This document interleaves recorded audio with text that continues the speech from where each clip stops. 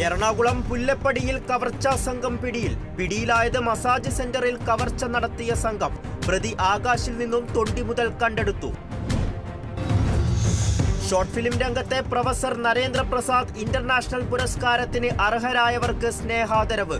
ആദരവൊരുക്കുന്നത് അയ്യനയ്യപ്പൻ ഭക്തിഗാനത്തിൽ പ്രവർത്തിച്ചവർക്ക്. 01 media ക്രിയേഷൻസും Thrissur Kanjani പൗരാവലിയും ചേർന്നാണ് ആദരവ് നൽകുന്നത്. തൃശൂർ കയ്പമംഗലത്ത് മത്സ്യബന്ധനത്തിനിടെ വള്ളം മറിഞ്ഞ് 3 പേർക്കു പരിക്ക്. പരിക്കേറ്റത് കൂരിക്കുഴി സ്വദേശികളായ സുരേഷ്, വിപിൻ, രാജേഷ് എന്നിവർക്ക്. 3 പേരും നീന്തി രക്ഷപ്പെട്ടു.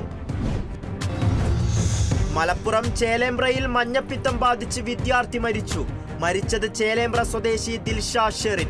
വേങ്ങരയിലെ സ്വകാര്യ ആശുപത്രിയിൽ ചികിത്സയിലിരിക്കെയാണ് മരണം. തിരുവനന്തപുരം അരുവിപ്പുറത്ത് പെരുമ്പാമ്പിനെ പിടികൂടിയത് നാട്ടുകാരുടെ നേതൃത്വത്തിൽ. പ്രദേശത്ത് പെരുമ്പാമ്പിന്റെ ശല്യം രൂക്ഷമായതായി നാട്ടുകാർ.